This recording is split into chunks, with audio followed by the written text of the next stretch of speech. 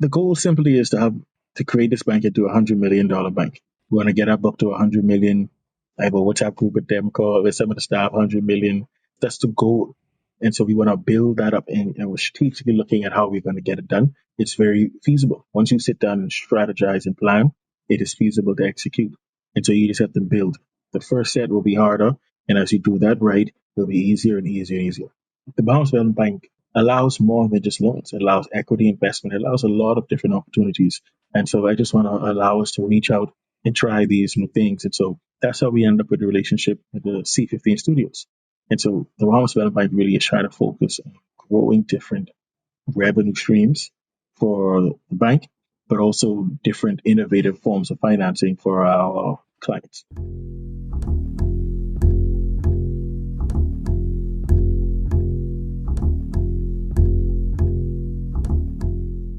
Podcast World, welcome to another episode of The Value, the language of business for those of you seeking to build or invest in companies that are scalable and highly valuable. Today we are talking about investing in the Bahamas, and we are with none other than leader, business development consultant, a real Bahamian patriot in the form of the Managing Director of the Bahamas Development Bank, Mr. Nicholas Higgs. Nicholas, how are you doing? I'm doing excellent, man. So thank you so much for this opportunity. This will be my first formal podcast that I've ever done. So I'm excited. I'm sorry to stress you out with the lights and the headphones and all that stuff you had to go through. No problem. I appreciate it. It's blessings. It's a very blessing opportunity to be speaking to an international podcast for my first one. And so I was excited to speak to your listeners. I'm excited to just, expand the reach and just talk about things that's happening in the Bahamas. For sure. So very excited. And I want to start with, something I read, right? So in June 2022, it was reported that the Bahamas Development Bank is hiring a new managing director, somebody who's at the tender age of 31 years old. So what was that? How did that feel for you? Having been put that level of responsibility. I mean, of course, there's a level of success and achievements and everything, right? But how did it feel to have that level of responsibility put on you at that age? When you put it like that, it really adds some context. I 31, man. I didn't remember being that young. That's being 33 now, and going through the experience and learning from the bank and learning from the the industry. It was a lot of pressure and a lot to learn. And I really recommend to persons have mentors, persons to help guide you through the process I went through being 31, government institution, trying to build a bank up. It's not easy. And so a big thing for me was mentorship. And so it was a lot on my shoulders, but persons helped guide me through the process. And so I know it's very early on, but I have to say that the mentorship really helped guide me through this at the time. For topics like these, I love to see how much we could visualize it, right?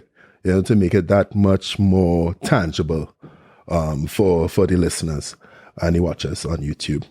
Thank you for subscribing. So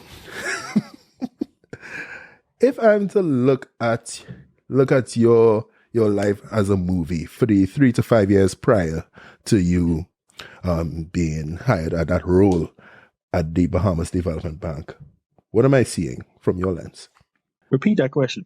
This is a beautiful question. Let me make sure I heard that right. Say it again. So if I'm watching a movie, if I'm looking at it from the form of a movie, I'm looking at your life for the 3 to 5 years prior to you being hired as the managing director at the Bahamas Development Bank. What am I seeing from your lens? Battlestar Galactica, Star Wars. It's an adventure. It's going to be worlds going from different places to others. So most persons talk about my experience in the brokerage house, a company I used to work for, and where I was dealing with researching, developing companies, assessing companies and assessing whether we should put those in the portfolio or not, and then moving to the Small Business Development Center. We are developing these companies, funding them. The first company prepared me for the second, but they were so vastly different in responsibilities. One, I'm just researching. The next one, I'm leading at some point 25 staff members. And so across different operational positions in the company. And so it would be something like Star Trek, something where it's just new worlds being found. Every experience is something brand new, and just you're happy the lessons before that prepared you for the All right, current. so some real adventures, some real out of this world adventures. Okay, lovely. Yes. So in 2023, your high school alma mater, Lemoyne College, they named you out of the thousands of past students. They named you as the emerging leader of the year. And you gave a nice speech, which I watched and I listened to. And I want to touch on 3 points that you made during that speech. All right. They're not so much points as they are lessons. One being the value of the follow-up, being tenacious in your goals. Secondly, don't get married to the label of who you are, whether you gave yourself the label or whether society gave you that label. And 3, networking and the importance of controlling your own narrative. And thank you for watching the video first. So I'm actually really impressed. This is interesting. So thank you. I'll start with the networking one. That is the most important thing that's helped my career out of everything.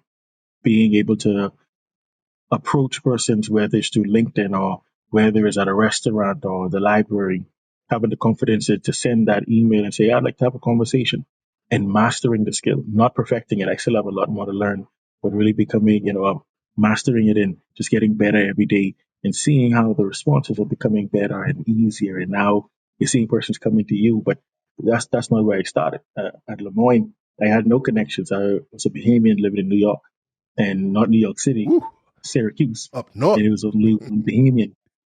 Yeah, exactly. And only one Bahamian. And I was, 19, and he was 30. He's older, got the same opportunity as myself.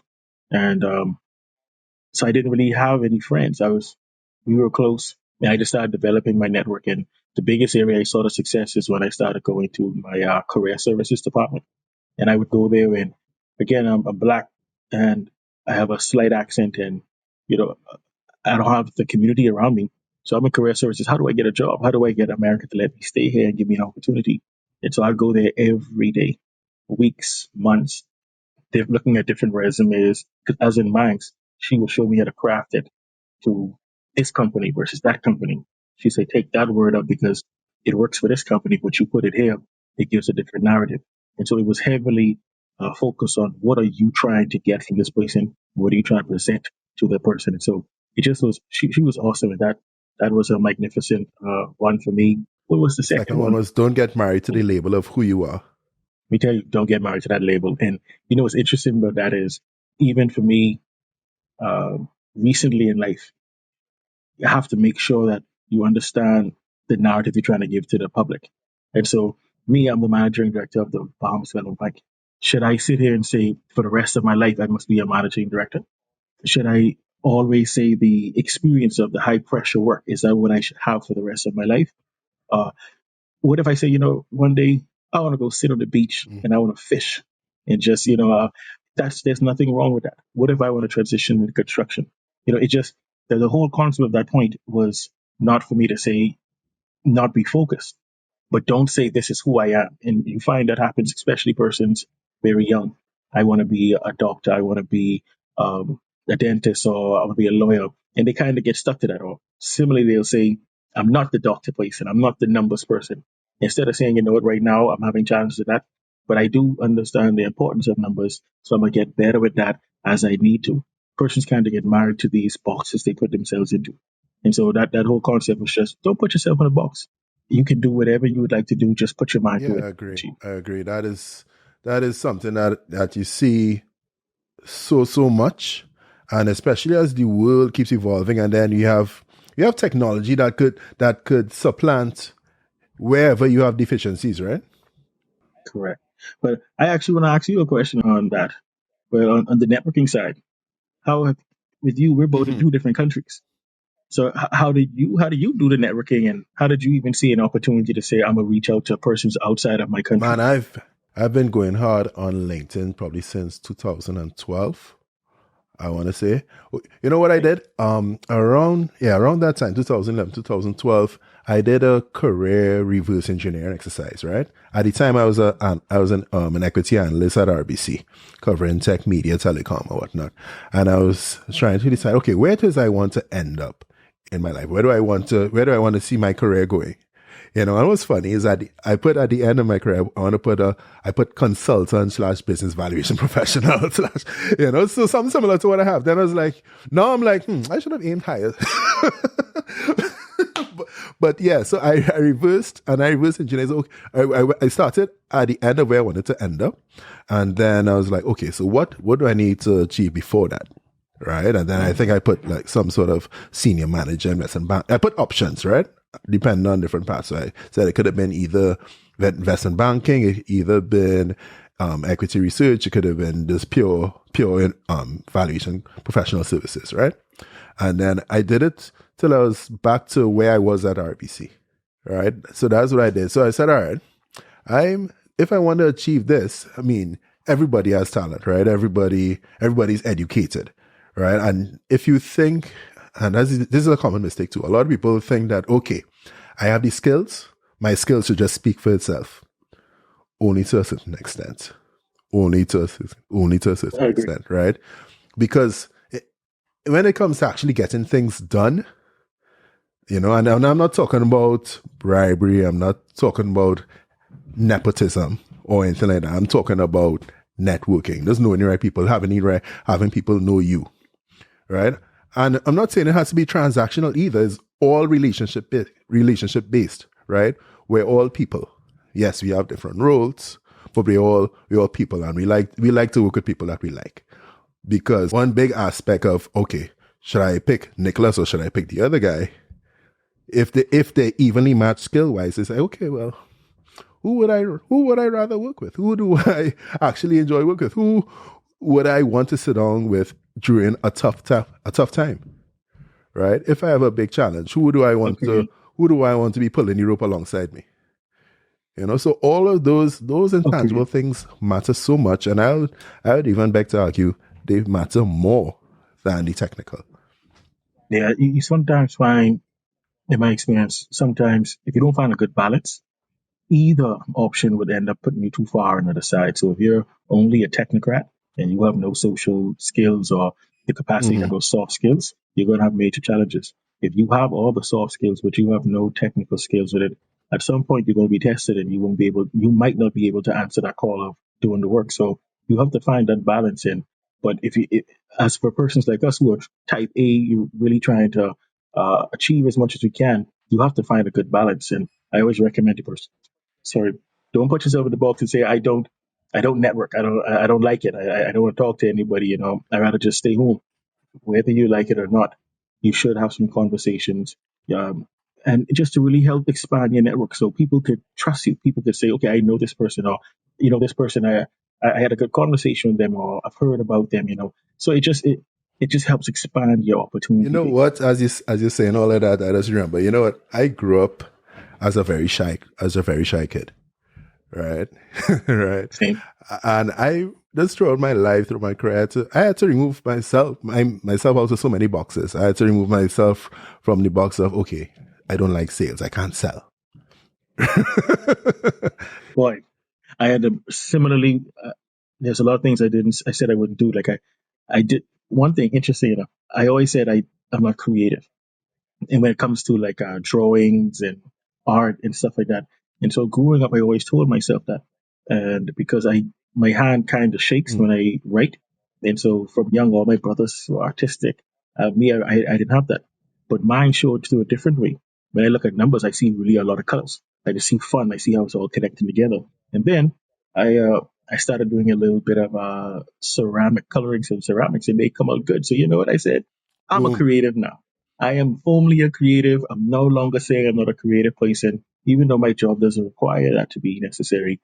I am. And so I'm taking my own advice over the last year and a half, and I've enjoyed it. One last box before we move on to the other thing. One last box I really had to remove myself out of is that I was petrified of public speaking? Oh, the worst. The worst. How did you get out of it? Started up, no, before I started a podcast, what happened? I was forced to go and give a talk because I was, all right, so I was working at KCL Capital Market Brokers, and the CEO was asked to give a talk on becoming investable, business ideas and funding. And he was like, hey, Kev, you could go and handle that. And because I partly wanted to challenge myself, I said, all right, fine, let's go. So I spent the next 2 weeks writing a speech for Beta. And listen, my speech was supposedly like the keynote, right? My speech was at the end of all. There was like 2 days of speeches, and my own was the last speech. Nicholas, I went up there. I stood up. The camera was rolling on me. I forgot how my speech started. Oh boy. But that has been the hardest. Once you get to that first part, you usually can do kind of well and or do really well. But that first part, Here's what. So then I sat down where my notes was, and then I started, and then it was I got so much engagement from it, right?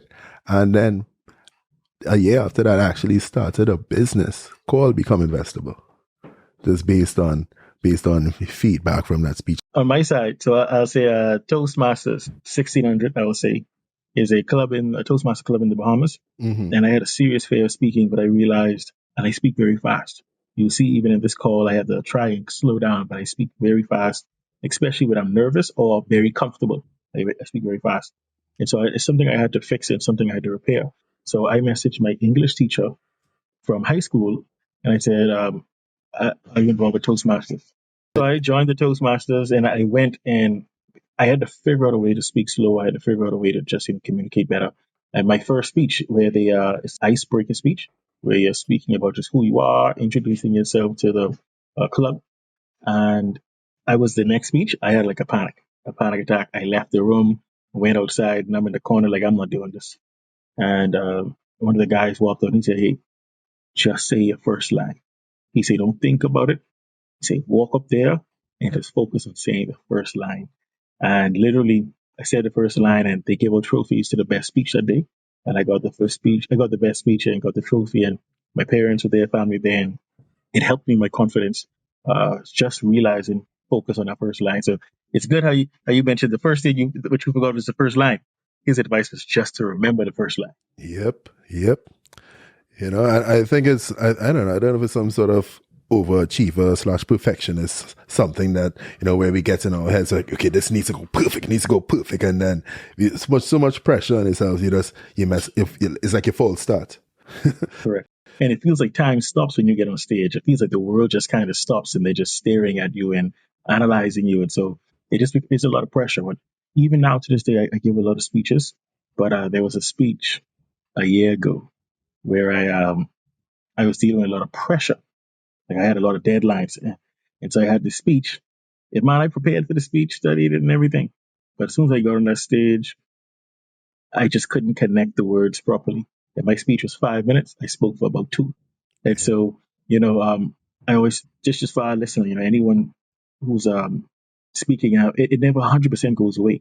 Every environment is different. So you learn your process, be prepared. And so, yeah, even to the person who do it regularly, it's sometimes still hard. For real. All right, I want to get on to the third lesson. I think that, and this is actually the first lesson you gave in that speech, and I think this story won me. All right, so this speaks to the value of following up. Being tenacious in your approach of whatever you're trying to achieve. All right, so I'm going to ask you, just tell us how you were able to get that scholarship to go to Lemoyne in the first place.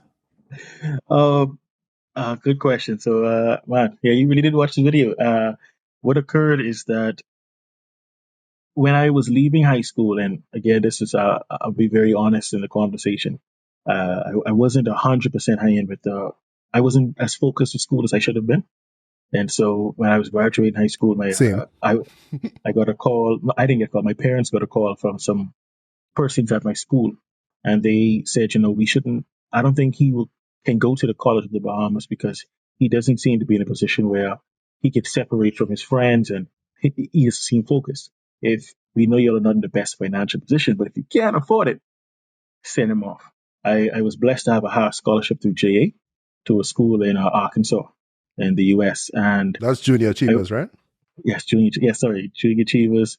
And so I went to Philander Smith College in a smaller college, a very small college, and I did really well. And through that, my mother was like, let's it's time to apply for a scholarship. Like we don't have the resources to do this. So me again, I'm gonna do what I got to do. I applied to the jury scholarship, and I'll never forget just constantly contacting them. And so what I used to do was I would actually go to the scholarship department and I would just, hey, how things going? Any luck? How's my application looking? And they, this lady, she said, you know what? I'm gonna sit you down. You keep coming here, I'm gonna sit you down. And I remember she said, this is the list of people who are ahead of you. And it's like maybe 10, 20 on a page. And it had like their SAT scores, their BGCSE scores, BJC scores. Those latter two are Bahamian national exams for grade 9 and grade 12. And she said, you're not on this first page. And she turned it and up and she's like, you're like here. And I'm like, oh man. And it never, to this day, I never understood why it didn't affect me. When she said that, I'm like, that's 45 people I got to beat then. Yeah, so now I'm showing up even more, bringing cookies. And sorry, that's not nepotism. I'm doing what I got to do. I got to hustle. And, she said at that point, you're not going to get this. There's no chance. There's a minute chance that you'll ever, very small chance you'll get this because it's just too many people who have two higher GPAs, higher professional, national exams, SAT scores. It's just, you're not in the very best position for that. And she's like, I like you, but sorry. And so I just kept going, kept calling, kept showing up. I learned her children's names. I was putting into work. I had to achieve. And again, she already told me I wasn't getting it. Still trying, but it's getting closer to school. So I'm applied to other schools that seemed more affordable. Got into one. Was out to do my I-20 form. She called me and said, out of all these persons on this list, you are the only person who called, who showed up, who contacted us, and no one else has done this. And so she said, you have the scholarship. And so that's how I got the full scholarship. I already kind of accepted it wasn't happening, but I still was showing up. I just couldn't. I don't know why. I'll be honest. I'm not going to pretend like I had some good vision or I knew she would say yes. I just couldn't accept defeat, and it just felt like I need this. We're not the richest people, so they support us in that position. And so, yeah, tenacity, durability. That's a great lesson. I could say backwards, but at the time I had no idea they would say yes. I just never gave up. Comfort zone is a dangerous thing, isn't it? Yes, it is. Yes, it is. And my mother and my father supported me. I like to think that they had a vision that I would get it. If I didn't get it, they kind of was encouraging me to, kind of waste my time. But they saw that I wanted it, and they pushed me. And so, that's something I've experienced. But now your side, you know, partner, Spire Management. That ain't no small thing. I know the process for that wasn't easy. For we could push this to my Bahamian listeners too. You got to tell us, how did tell me a little bit some of the hurdles with doing such a huge fund and impactful fund. How did you get to that point, that confidence level to say, I'm not taking no, I'm gonna make this work. Yeah, well, truth be told, I'm not full time there, right? So I'm a partner because I'm a shareholder, and it's also like my role there. My role there is to one, help bring in investors, and two, especially to do the valuation due diligence on the deals that come into the fund, and also when it's audit time, like it is now, or coming kind of trailing off from last year. Exactly. When it's audit time to do the valuations for the auditors and stuff. But Aspire is also a sister company to KCL Capital Market Brokers, where at my last position there I was a VP of investment bank syndication there. So it was like a marriage role in a sense, But yeah, man, it was plenty. it was plenty. I can imagine valuations aren't easy, Yeah. and in the market of raising money is not easy at all. It's a very difficult thing. I tell people all the time, the wrong cousin comes to me borrowing, asking for $10. I'm like, nah, I'm not doing that. Boy. And so to say 10 million, 2 million, 500,000, they sound so beautiful and romantic because of movies and, music we hear with them. But that is not easy for someone to say, to work towards $10 million and say, I'm going to give you $1 million and invest it for me. I trust you to give me returns. That's not an easy thing. And so, like, just that side, and then valuations that people trust, being able to say, this is what you are worth. Where to use it, a dividend discount model, free cash model, comparables, all of those are subjective. And so that itself takes a tremendous amount of confidence to say, based on all these variable inputs, this is a discount rate, required rate of return. How do you then say, I'm confident. I know this is right. I'm pushing this forward. All the inputs are what I think are best. How do you do that? Yeah, listen. To get that qualification, it took so much. I failed so many exams on the way to doing that. Listen, man. That took me a lot more years than it should have, but I'm glad to finally achieved it. As it is right now, there are no other chartered business evaluators in Trinidad, and there are a handful within the region. So I really, yeah, man, it was something. It was something I'm really proud of. It was something that I think took some years and hair away from my life. But happy that's something that I conquered. It's not a lot of places who can do valuations. And so I learned it through the CFA and then through experience the brokerage house doing the valuations. But I've not found many places who can do I don't say not strong. It's because valuations can be different ways, different techniques, and it's so difficult to put in words. I say like 70% is science, 30% is like art. For me, like it's hardcore numbers, hardcore inputs, but then it's like, where is this company going? Where has this company been? You know what? I'm a discount it a little more, discount a little less. If this growth rate's a little too exaggerated, I'm gonna just reduce that. So I love valuations, and I think it's a real good art and skill to have. See, it's a art with a good bit of science, but yeah, it's definitely at the end of the day, it's definitely an art, yeah, because it's all about the story you want to tell, and the numbers tell a story. May I ask you, can you publicly speak about the companies you value? Is there one that stands out, like, this company has made it, and I did this valuation on this, has it ever, or this major thing happened? So I don't want to say the name of the company, but there was a fintech company that I was at, that was valued, I believe it was in 2020. The company was in investment negotiations with one of the large regional banks, and the bank wanted to offer a certain amount, and the company came to me for the valuation. And after it was done, and they presented my valuation to the company, I said, hey.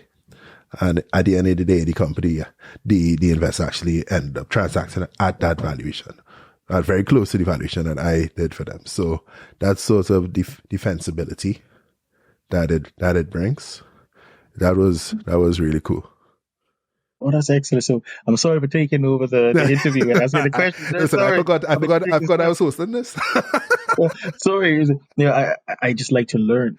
And it's just so many experiences outside of mine. So I apologize. No, same, man. Same. I do the same thing. Like that. Like, because when I was going through your profile, I'm like, this guy is like a kindred spirit to mine. Because I'm looking at what you do, what you do in your private practice. You do business plan development, same.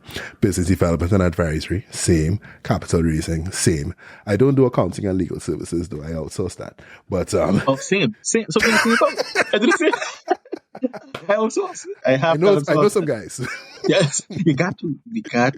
Yeah. That is such a constant flow of revenue that you can have for that. It just, it's so stable, but it's not my specialty, so I outsource. Exactly. So listen, as you mentioned, capital raising just now, and we also touched on networking. I've seen that in one of your raises, you were able to raise up to 60 million for, I believe it was a phone company, Be Alive without the E. Oh yeah, man. That was when I was at the brokerage house. Yeah. I was blessed with an opportunity to, at the time, we only had one phone service in the Bahamas, and another one was looking to enter the market. And so I was blessed to be a part of the team from one of the brokerage houses to get that deal done. And I remember sitting on the table, 25, 26, it just mesmerized at all of these giants in the room, and they're all negotiating, and they're saying words that they all understand, and I understand, but I don't know what they're talking about. They're just putting it together, and they're able to understand. So if someone says this thing, I have to then say, okay, this, they're just there already. And so I'm just like, how are these people making these leaks where they're all on the same page? And so as they understood the language, so I got to learn the language there, and I learned the intentions, the fears, and I watched someone lose out. I watched us almost lose out. I saw where competitors then came together to do the deal. So it was, at the end of it, we were competing. The other largest brokerage house, we all combined for this deal, that we partnered on the deal. And so being able to watch that is like so many different things I learned. And the deal was not supposed to be 60 million. It was supposed to be 20 or 30. I think it's 30. Wow. 20 or 30. Sorry, I don't quote me on it now. But when the raise opened, it was so popular, it went up to 40, Wow. 50. And then we parked it at 60. It would have gone considerably higher. But, when you put together a good structured deal, in a market that was looking for those type of interest rates. Being a part of that team was a mesmerizing experience. I learned that was all a part of the corporate finance bug and itch that I got, and I've never been able to stop doing that since.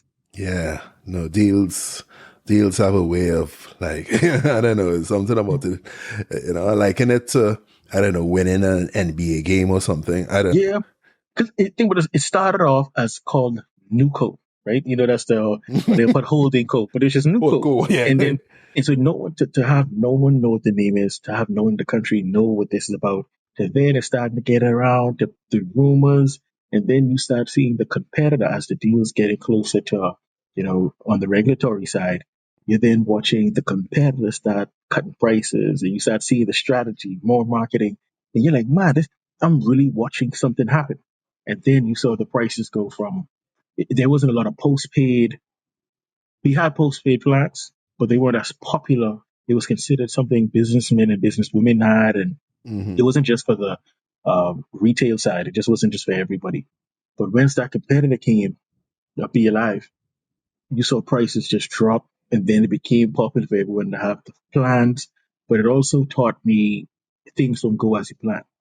One strategy was, it's kind of public knowledge. It's just the plan for how you're going to get the market to take the phones, and seeing how that was done, and seeing how you thought this is going to happen, but then this happened, and then get the shift here.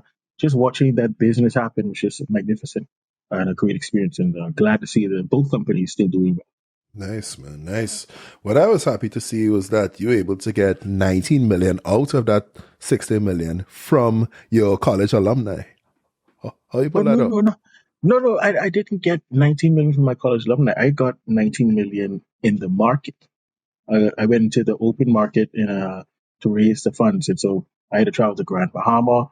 I live on Nassau, New Providence, the capital, and I had to travel to different islands, and you had to really be a salesman to explain why you would make more money with this deal than where your current deals are. And so through that, it was 19 million. I told that at my college, but I wasn't. It was just in the open market for that. Okay, got you. If my college could give out 19 million Well, for I was investment, like, oh boy. I went to the wrong school. No shit. What's interesting is my college, my alumni, my alma mater, they uh, they have a $2 million fund now where they allow students in finance to invest and to learn how trading and learn the pros and cons, the strengths and weaknesses of it that didn't exist when I was there. And so I think that's one of the coolest things they have. And I wish something like that in the Bahamas could happen. Your stock market, how is your stock market? It's improving. It's improving. We have a CEO who has been at the helm, I want to say, maybe just over 2 years. Her name is Eva Mitchell. She's very focused on growing the stock market and making it a lot more active and having a lot more small business and investable small businesses join the stock market. So, even I talk sometimes and she'd be like, hey, KV, well, we work together at RBC. So, she calls me KV.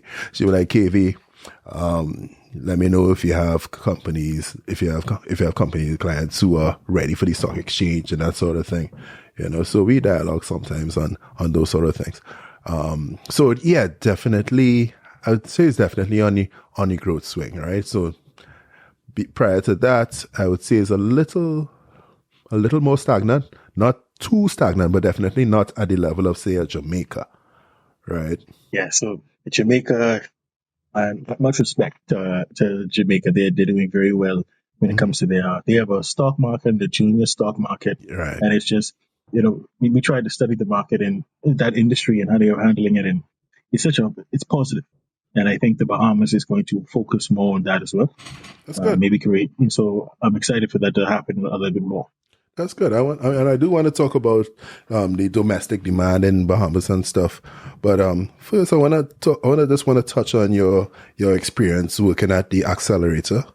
So that is the Access Accelerator, the SBDC Small Business Development Center project, right? So I know you did an interview during the COVID. I think it was just a few months into the COVID pandemic. But if we were to go back in time at that perilous time, at that time of, oh my God, and we look at the Bahamian economy, what are we seeing? This was before COVID or during COVID? During COVID. So interesting enough, SBDC started September 2018 and formally launched. And so we're moving a lot of ups and downs. We're getting a footing in the market, getting credibility in the market. And things are finally on the move. Banks are signed on. We have the guarantee agreement. And then Hurricane Dorian happens at the end of 2019. Right. And so that majorly affected Grand Bahama, our second capital, and Abaco, one of the most beautiful islands in the world. And it was devastated by that hurricane. So we had to shift from just helping the country to then trying to help them with that. And so you go from that event happening, and then March of 2020, March 15th, is when we had the first formal case of COVID in the country. What's interesting about it is everything SBDC did at the time was manual, mostly manual. Yes, it was manual. So we had advisors on most islands. We had to have a place where people could come in the right plans and get assistance with their plans and development. And around, I'll say November, December 2019, before COVID hit the Bahamas, my boss at the time, Davinia, she a great visionary. She's like, man, this COVID is coming to the Bahamas. It's not a question. It's not a question. It's coming. We are a tourist-based country. U.S. is coming over here. You see what's happening over there. China, we had a good relationship with China. And so you're just seeing, it has to be here. And so we decided to structure it where we would take it digital, everything digital. And so we spent a lot of money digitizing all of our systems, our processes, the process flow, everything. And it's painstaking, but we thought COVID hit January. It didn't hit January and then February. And then you're like, man, I don't want it to happen, but I thought it was inevitable.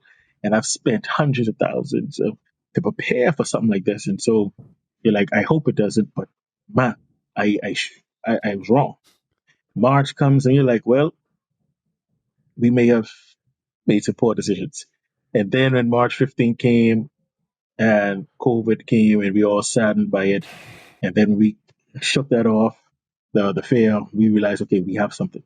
And so we launched it, I think, a few months later, the online platform. But if we didn't prepare ahead of time, if she didn't have that vision and we didn't have the wherewithal to follow that and get it done, we would have been very behind the curve. So by the time COVID came, our systems was pretty much online and we were able to do the training online, the development online.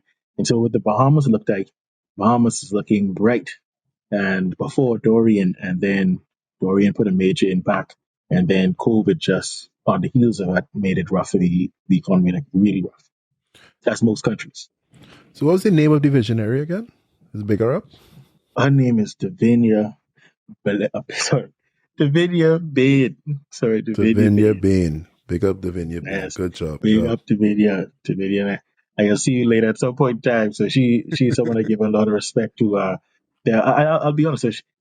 And I say these examples because I learned from them, and so I hope others learn from them. And I know it's kind of vulnerable, but I remember when she was sitting down during COVID, and she said, "Man, we got to find a way to get the money to the entrepreneurs, and we got to do it quickly." And we're all sitting around like, she's like, "We have built a portal, and we could do all of this." And I'm like, "We don't have an engineer, we don't have a software engineer. What are we talking about?" She's like, "Yeah." At the end of the meeting, she's like, "That's great. Let's go to work." And we're looking around like, we have nothing that you said.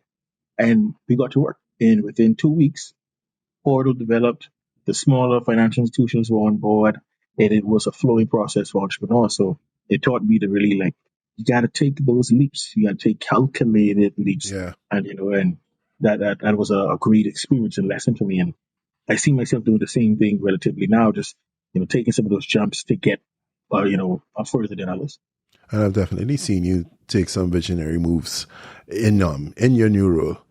So let's talk about the Bahamas Development Bank now. All right. So June 2022, just as we're getting out of the COVID pandemic, you're appointed the managing director.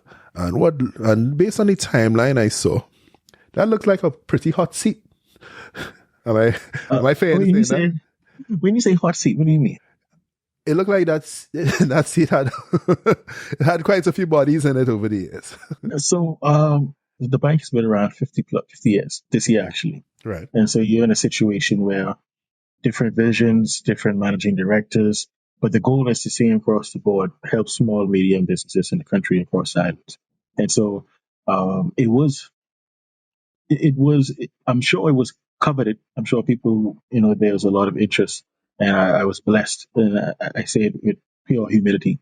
I was blessed with the opportunity. And so yeah, the hot seat, maybe not. I wasn't on that side of the room at the time, but working with SBDC, Mm-hmm. I had a relationship with the Bahamas Development Bank. Right. And so I understood I understood how it worked from in the market, what was needed. And so it just married the two. Okay. So I'm looking at the timeline here. I see that in 2018, it says, you're re-engineering the Bahamas Development Bank. And by 2020, you had a new Bahamas Development Bank. Yeah. So me starting in 2022, I was blessed, and I hope I don't say it too much, but I do give credit to everything that I get to enjoy, because it's not just me. It's always I'm building off of something. Mm-hmm. And so the bank decided to rebrand itself. And the rebrand came with a new logo, came with new colors, and it was, hey, this is who we are to the country and the impact we're going to have. And so it just, when I came on and I read that rebranding was pretty complete from an initial standpoint. Now it's, let's build our policies, let's build our procedures, let's get this company prepared for the fundraising effort that we need to get done, so that when not only will we look good to the funders, but we also know that we can maintain ourselves when we get this funding. Got you. Okay, so if you were to look, let's say 3 to 5 years down the road, because that's if you want to do a 10-year goal or a longer term goal. But I just want to get an idea of what's your vision for Bahamas as an investable island, both from a foreign direct investment perspective, where people come and set up shop and open their business there, and you hire some local talent, some foreign, whatever you, and from a portfolio investment point of view, where, all right, I'm a venture capitalist, I'm an angel investor, I'm a family office somewhere in Florida, and I want to invest in a small business in Bahamas. I want to invest in maybe a fintech company or so, and I want to take a 20% stake. All right, so how do you and your team, how do you envision Bahamas looking like economically over the next few years? So when you're looking from a portfolio standpoint, and so you'll notice I kind of answered the last question first. It is easy for me, but portfolio standpoint, I do the same thing. Yeah, the country is ripe for investing right now. If you look across the island, it's different cultures across the island. So Nassau is a city style, very busy. Grand Bahama, city style, but they have a smaller population. But they also have the Port Authority, where they have different rules than the rest of the Bahamas. So if you're a bonded company with Grand Bahama Port Authority, you can get things cheaper when you bring them in. And you can then build it, manufacture it, and ship it out. So there's a major opportunity for manufacturers to say, I want to move my shop to Grand Bahama. And so you will have a cheaper cost than most. You're very close. You can literally see Miami at night sometimes, the lights from Grand Bahama. And so in it's a beautiful island. And then you go to Abaco, beautiful, Exumas, always wins awards for their beaches. So there's an opportunity for the Airbnb market. There's Right. where our population is constantly growing. And so constantly see housing is needed. You constantly see commercial buildings are needed. And so from that standpoint, it's amazing. And tech is a thing that our the government of the Bahamas is really pushing. And so we really want to see more tech projects being done in the Bahamas. You could do it right in Grand Bahama. You could do it right in Nassau. As a financial, as our country, our second biggest industry was banking and financial services, and that is such a major portion. So the Bahamas is a specialist when it comes to really understanding financial structures. Ensuring that you can park your money here and know that it will be safe, returned, and you have a good return value. So if you're talking from a hotel standpoint, there's opportunities for hotels across these islands. If you're looking at Airbnbs, there's opportunities from a tech standpoint. The Bahamas is big on food sustainability right now. You look at what what's the name? Jamaica did with their broiler program. Hmm. Beautiful way they handled their broiler program. So the Bahamas is developing our broiler program, so broiler. And if there are entrepreneurs or investors looking at agriculture, manufacturing, tech, fisheries. There's so many opportunities in the country right now. Like, on the regular, I'm just seeing a tremendous, tremendous amount of business plans that are so strong. I remember many years ago, I used to see not too many strong plans, but now you're seeing so much innovation in this, Yes. and the people are experienced. So right now, I would say this is a great time for places to invest in the Bahamas. You can pick the culture. You can say, I want the city style. I want the smaller style. I want a more islandy feel. Whatever you're looking to accomplish, we have so many different personalities within the country, Yeah. across the islands. I love it, man. I love it.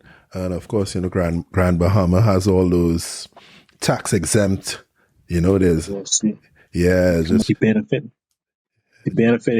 if sorry to interrupt. that's fine. That's fine. When it comes, to Grand Bahama is such a sleeping giant, and Hmm. right now the Port Authority, I say some names, the President Ian Roll, Derek Newbold, they're just pushing that island, and with Grand Bahama, the city, sorry, Freeport, the city, and I think it's just amazing opportunities that can occur.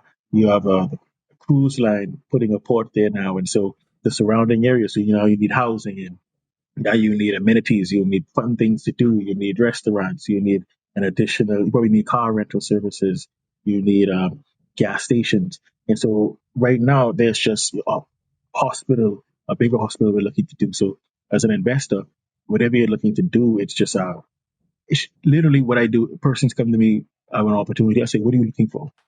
And they'll say, I'm looking for this. And I'll say, well, this island has these two things, this island has that. And so the Bahamas right now is a prime place for persons to make some good money. How long would you say is that? All right, so that process from an investor raises their hand and say, "Okay, I'm interested. I want to invest. I want to invest in a company in the Bahamas, or I want to set up something on Grand Bahama and get all those tax incentives because I'm tired of paying tax in New York or wherever." All right, how long does that approval process? Because I know you have is it the NEC? Sorry, NDC, sorry, what's acronym stand for? Maybe I have the acronym wrong. It's the department that is the department or the body that's in charge of approving investment. So we have Bahamas Investment Authority, BIA. So they are an agency within the government that approves and assesses investments coming into the Bahamas, and so they are really energized right now to make sure that investments occur. So they are if there's any investor looking to get something done and they are serious, and they can reach out to myself or BIA directly, and I'll put them in touch with them too if need be. But right now, there's a preference for ensuring that foreign direct investment is appreciating and growing in the Bahamas. So the timeline, it, it, well, I can't say the exact timeline because every project will be different. But what I can guarantee decided that we are focused on getting that done as soon as possible within that industry. Fantastic. So you mentioned banking and financial services. So would you say this is more like deposit taking? Is it more like lending, investment banking, capital market stuff? In the Bahamas Development Bank or the market in the country Or generally? in the country in general? So generally, we don't have as much of a venture capital formal structure. You do have wealthy groups, wealthy families, wealthy companies, and they are pushing their money into different projects at different stages. Right. But we don't have as much as, so like the Development Bank of Jamaica, they have an equity arm that focuses solely on that. We have the Bahamas Entrepreneur Venture Fund. It's smaller in comparison to DBJ. DBJ has a lot of money in their funds, in their programs. But the Bahamas, we the way we raise capital is not in the same way you say it happens in the United States. And so you see some capital raising. Okay, you don't have a formal angel investor concept that happens all the time, but you see it happening, but it's not necessarily in the angel investor structure. So we have private investors. We have that happens regularly. But are they using the private equity structure, GP, LP? Some are, some aren't. Some are just, hey, putting our funds together and we're investing in these companies. And so there's a lot of areas, fundraising, on the equity side, debt side, you're seeing blended, seeing a lot of different ways structures are occurring right now. Okay. And it makes sense, right? Not everything you need to take from the bigger markets and adopt wholesale, because if it doesn't fit, it doesn't fit. And some structures are better for markets with more people, right? So, just as Caribbean people, we have to be creative and, work with what we have and tailor, take the learnings and tailor the products to our markets, right? But what about crowdfunding though? Because I know there's the Arawak X crowdfunding platform. So yeah, in terms of funding private businesses on on a wide basis, how's that been going? So I'm not sure if that was a loaded question right there. But ROX is there was a company the first crowdfunding company in the country, and they really had a huge presence.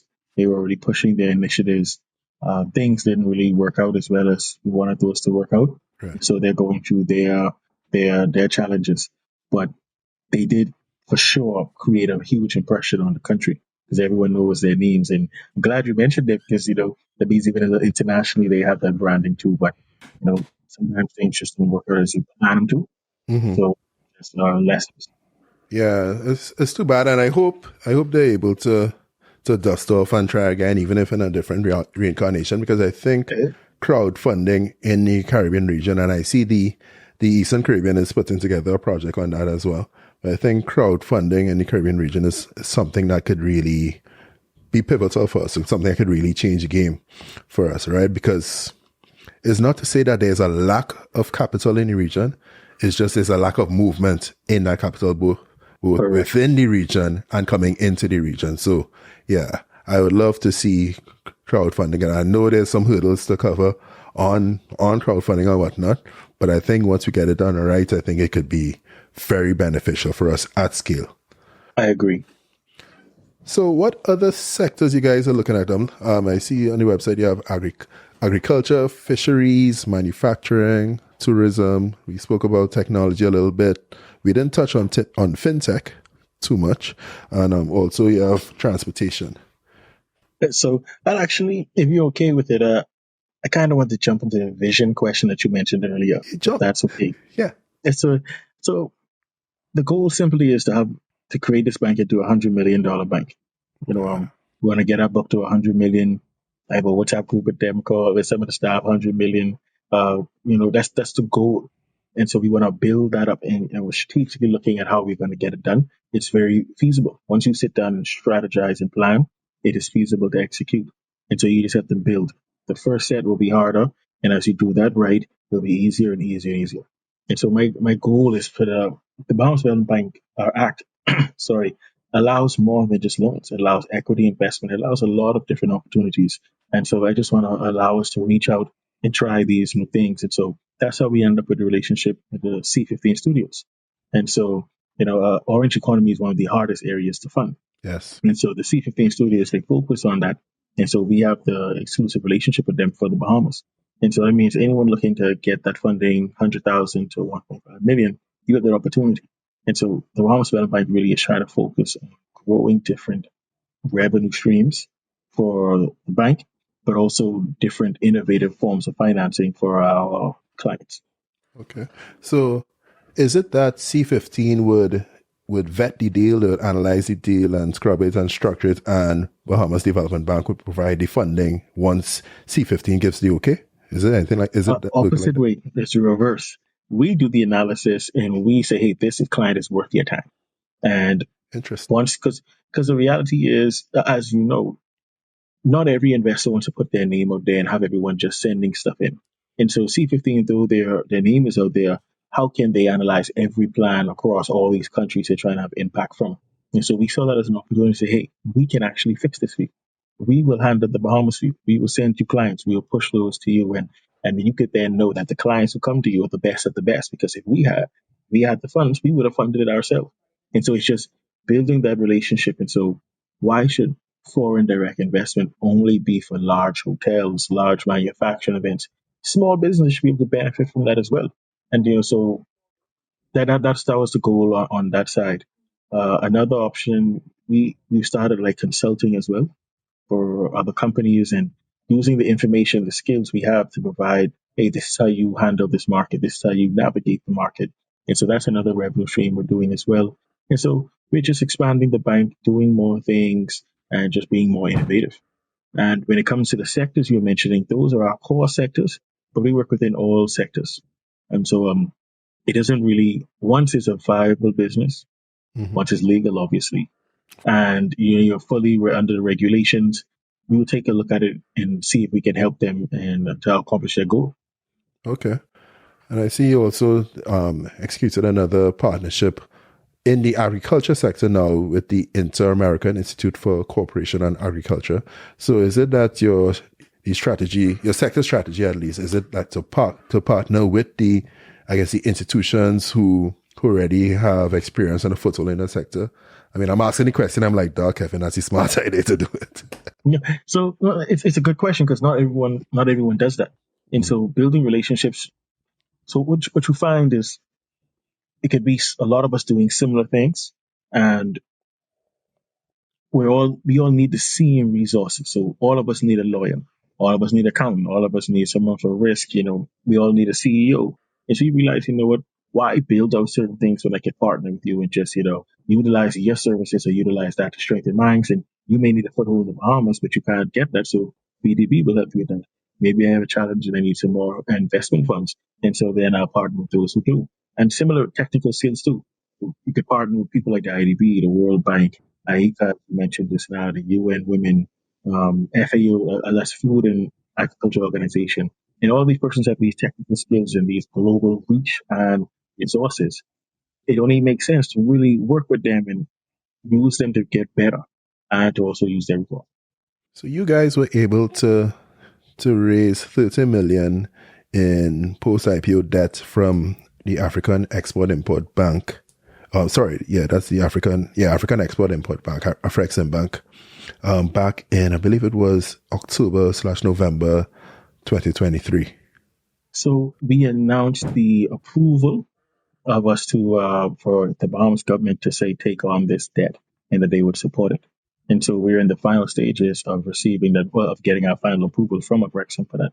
And so that is something that is constantly, we're talking about, constantly ensuring that it is structured properly and to make sure the impact around the country is done well. And so it is an important thing for us. And so that relationship is strong. As you know, especially, they're moving within the Caribbean. And so we're just making sure that we are keeping our feet to the pedal pretty much just to make sure that occurs. So I expect that to happen relatively soon. And so every day we're working on that. So excited for the show. So what's the, and I mean, if you can't answer this, don't answer it, right? But what's the strategy for the for the allocation of those funds, right? And then, how you're going to govern that? Because, you find in the media, hey, the BDB has $30 million now. Well, guess what? My project needs funding. And so does my cousin's. Yeah. So one of the first things that we focused on was policy changes and strengthening. And so you saw an overhaul of policies and procedures just to make sure that our guidance notes to make sure that we are structured properly. Because no matter how much you want to be better, if you're not positioning yourself to be better, you won't be better. And so that's what we focus on first. And that's so we strengthened our credit policy, adding a more robust matrix, a more robust scorecard. We looked at really what can we do if a loan is not doing as well. What does that look like? And we just started to be more preventative with things. And so it's all about positioning yourselves and learning from others. We have developed very good relationships with some of the development banks around the Caribbean, and just talking to them, you learn, oh, this is the strategies they did, these are the mistakes they made up for, and so just that we be focused on for a good period of time, which is strengthening ourselves and making ourselves better. So if I'm sitting in the Bahamas, I'm a Bahamian and I have a business that I'm working on, and I could do with $100,000. And I read that the Bahamian Development Bank, the Bahamas Development Bank, just got 30 million. I was about to get 30 million. How best should I position myself, or how best should I present my business to you, so that Nicholas and his team is gonna treat me like that lady in the scholarship office treated you when you needed that scholarship? So, are we a startup company or an existing company you think right now? You could do for both. You could do for both, because even if it's existing, if you need 100K, it's most likely you're still early-ish, right? But interesting enough, I've seen companies who've been around 20, 30 years who sometimes need 30,000, 40,000. Working capital, right? Yeah. So, right. yes. So sometimes I give a good example of that. A good, stable company during COVID, logistics were just bad. Getting things out and shipped to was very difficult. One person had a situation where their shipment for Christmas was supposed to arrive like end of October. It didn't arrive until the next year, April. Yeah. And so you're not selling Santa Claus hats and Christmas kids then. And so they had no working capital because they couldn't sell the products to even get their next shipment.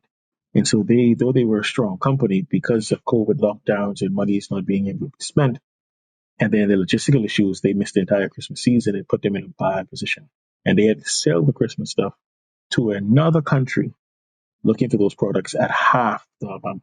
And so it put them in a severe loss. And so even if you're a stable company, if you don't put them reserves aside, it could be a hard day.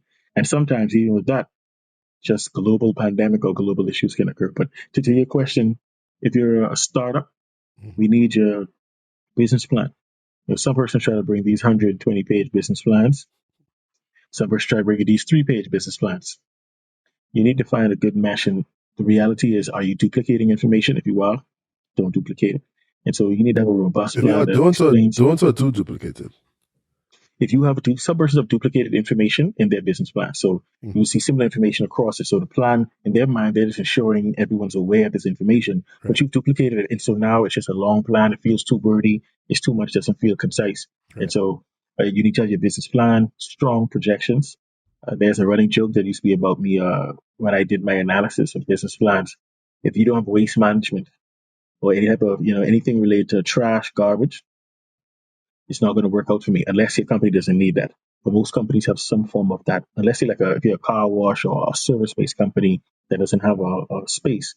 But if you're a restaurant and you don't have waste management, I have a concern. How are you going to manage that? And if you're not taking account of the small things, then that tells me you're not going to take account of the large things. And so even something simple as a medical center, if they use needles, that's a different waste management cost because it's a special way of disposal. And so if you're not taking into account those small things, then you're not in a position to take care of the large. And so they used to laugh at me all the time, be like, y'all better make sure waste management on that. And so I be very detailed with it. And so your plan has to be robust. It has to be clear. It needs to explain the risks, rewards of your company. We need to understand who is executing this company, how you will execute this process, how you use the money, what's the worst case scenario, how you survive. And so it's a lot of information, but the truth is persons get frustrated with these type of processes. But if you're going to buy a house or build a house, you have to have a plan. And your plan has to have timelines attached to it, cost. And the bank releases money as you hit those phases, hit those marks. And so persons get frustrated. But if you're building a house, you need a home. If you're building a business, you need a plan. And so you have to have a robust plan. The existing company, you have to have your historicals. But the problem with historicals are, as most small businesses globally, they don't keep historicals as well. And so helping them through that is important. But what you need to have is a strong business plan, your quotes for what you're pricing, make sure to explain what your business is really doing, the normal KYC stuff, business license, and stuff like that. But if you're looking to come to BDB, please put that plan in and let us start the process. All right. So, in your experience, what are some common misconceptions about investing in the Bahamas or even the broader Caribbean region? And what factors do you think are hindering the growth and the activity needed for the region's economic advancement? One thing for sure is there are persons who feel it's not a trustworthy market. The information isn't as easily accessible as you can say in the US, the UK, more developed markets. But your money, not all countries are the same in the Caribbean. And so dealing with a country like the Bahamas, for sure, you can trust that our process is there. And so there's the regulation there. Your money will be protected. And because that's why we were seen as a haven for funding. At one point, quote unquote, tax haven at a point in time, versus I can put my monies there and it'll be safe, secure. And so coming to the Bahamas, you will know that you have rights. Even if you're not a Bahamian, you're bringing foreign direct investment. You have rights. You are respected as an investor.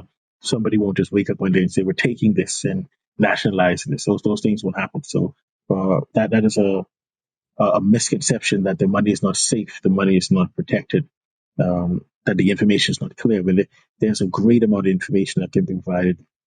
The Bahamas and a lot of these Caribbean countries, we have a microscope on us. And, they put us on blacklists sometimes. And you have these things happen. So we have to always be on our P's and Q's. So that's a very common misconception that persons have. Another misconception is that our financial markets in the Caribbean, as in our people who work at these financial institutions, are not as savvy as those in those developed markets. Our financial persons across these countries are legends. They know everything in and out. We sometimes don't have all the fancy, some of the software systems. So we're learning the ins and outs from the ground up. So when we do evaluation, when we do an analysis, we're coming with not just the software to calculate by us, but we can break that down exactly how we got to these numbers. And so you see a lot of value in that. So that's a misconception across the Caribbean that we're not as knowledgeable. And I have a strong feeling that we are equal, and it's not a theory. That's a fact. When we travel to other countries and we're sitting in those rooms, we can speak just as equally well. We can speak with their markets, their risk, the rewards across it. And so that's the second one. Now I need to find a third. Boy, I don't have a third on top of my head right now. Do you have a third?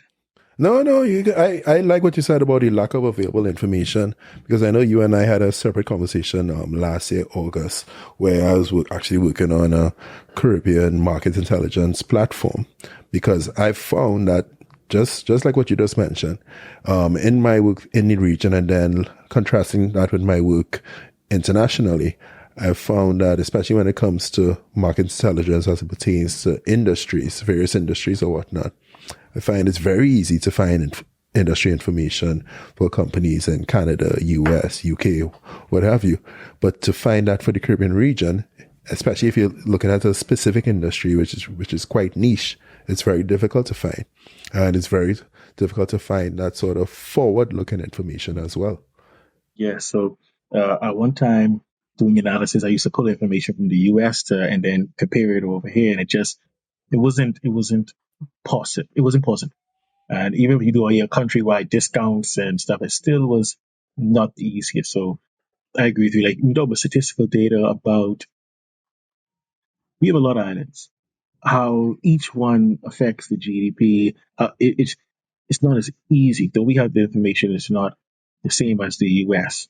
And so they're more developed. But I really, to me, where people put it externally, outside of the Caribbean isn't to me what it is. There's still great information out there.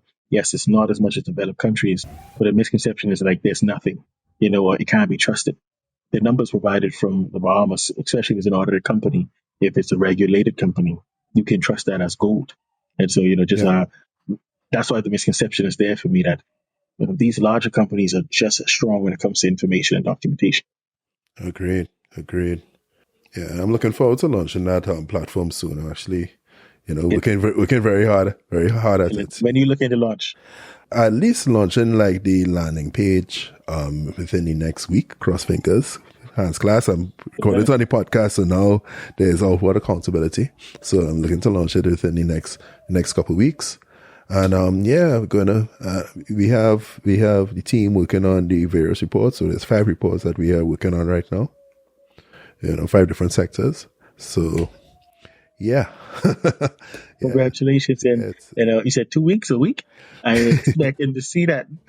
So that's early April. And Yeah. I'm launching a podcast, Mastering Finance, a podcast, and it's going to be, it's not going to be Bahamian based. It's going to be global based, and so Nice. we're pushing real information. So I'm going to launch in 2 weeks. So I'm gonna hold myself accountable on your podcast too, to be Sweet. the first place I've spoken about it publicly.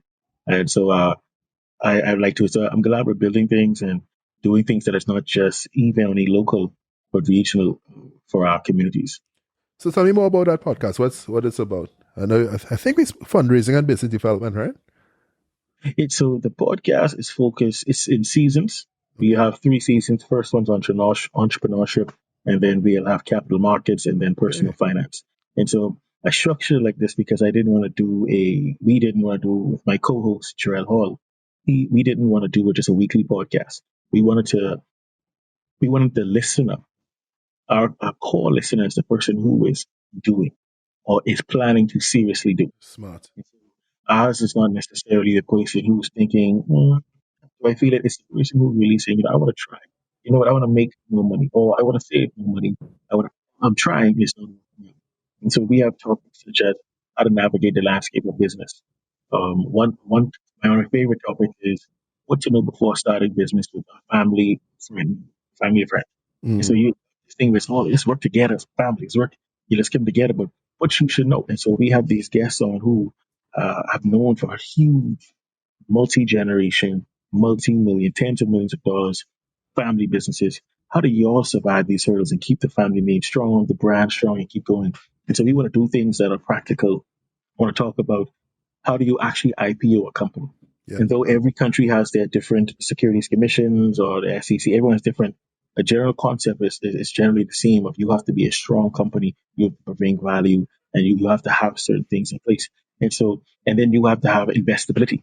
And so you can't, Hmm. you have to be able to sell the company, not just and sell the shareholders, the shareholders, sell the executive management. And so it's not the same as going to a bank. You have to do tombstones. You have to go through the process. You have to go to the market. And so we're going to speak and have some companies who have IPO. And so just how did you get through that process?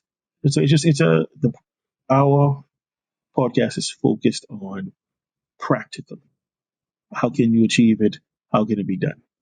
That's awesome, man. That's awesome.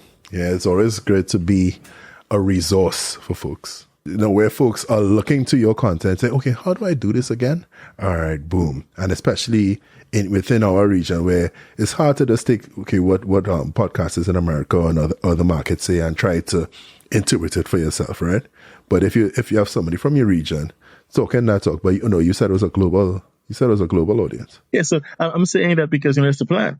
But Mm. obviously the market push will be through the Bahamas and then the region. And maybe I'll tell you my goal. My true goal is what's his name? Sorry, Berkshire, Warren Yeah, Buffett. Warren, yeah. With their AGMs, they sometimes let groups come there, like to see the AGM experience. And when you're a part of, you're a real financial grouping. Sometimes they allow it to happen. And so I have a dream of really being able to say I'm carrying 10 Bahamians to Berkshire's AGM. I don't know if I have to buy the shares, but I'll go through the process. But I have a goal of saying globally, I'm carrying Bahamians to experiences they've never had. And so that's a local goal that I have from a global standpoint. I want people to, and you said it perfectly, and that's the cheat code. You already said it. is I want persons to be able to go back and say, you know what, how do I navigate the landscape of business?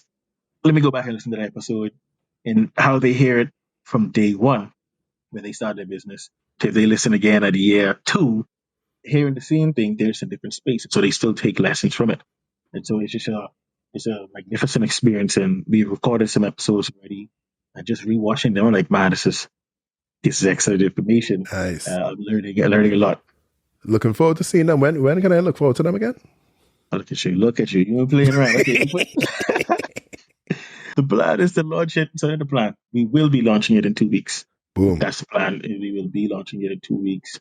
And we're just fine. We have 4 episodes already recorded. We have the only thing we're finishing is the marketing plan.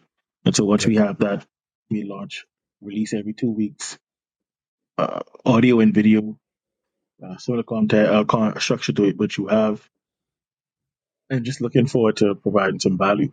But it'll be seasons. So I think it'll be 10 to 12 episodes a season. Mm. We're still debating whether it's 10 or 12. And then we want to leave a stamp.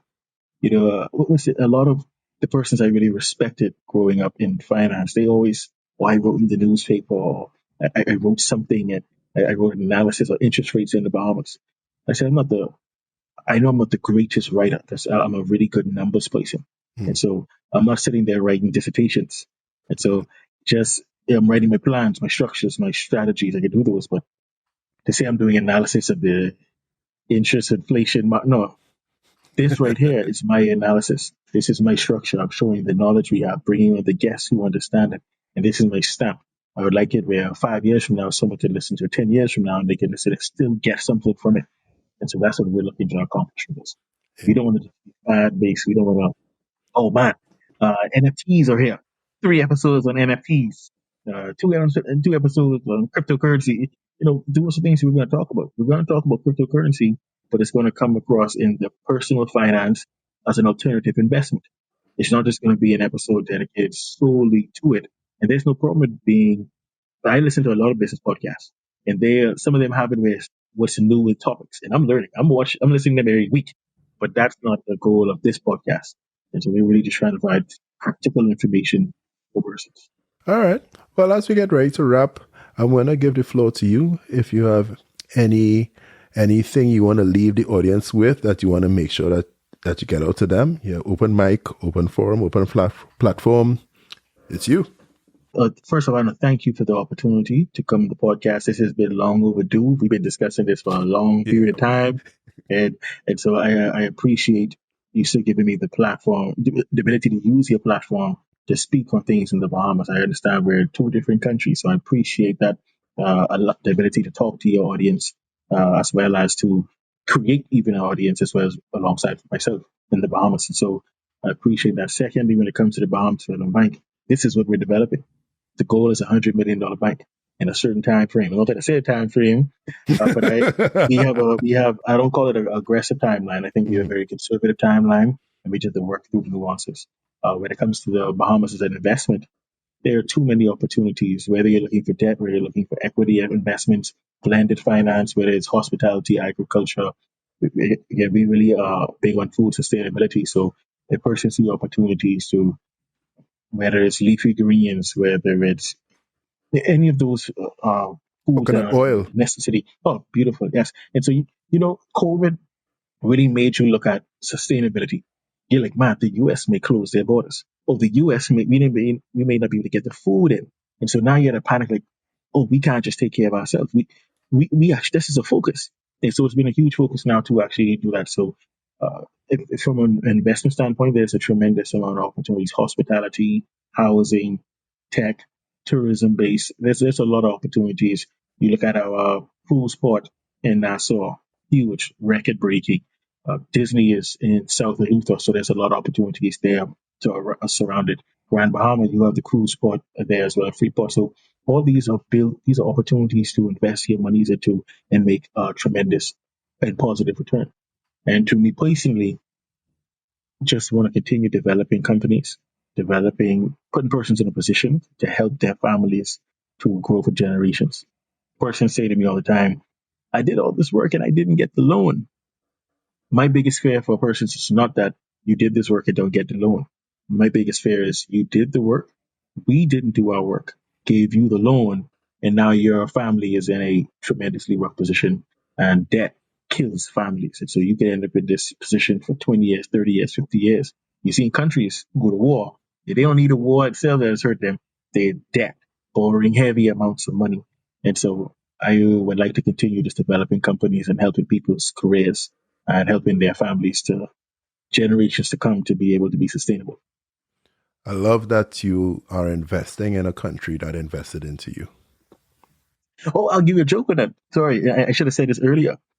My father got a loan from the Bahamas Development Bank in the late 1990s to start his business making teeth.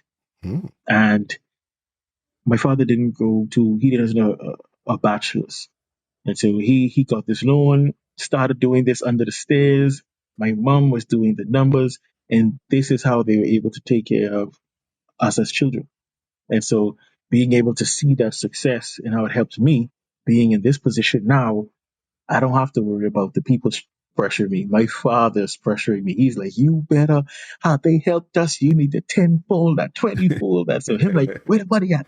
Move. I need to see this. I need to see the impact. So the pressure is from internal that I saw how the bank helped me and my family. So I need to do that 10-fold across this country. I love it, man. Podcast world, there you have it. Investing in the Bahamas with Nicholas Higgs. Subscribe to The Value at thevalue.com/subscribe. Check us out on YouTube, Spotify, Apple Podcasts, or wherever you get your podcasts. And with that, Podcast world, Nicholas, Good night. We are out.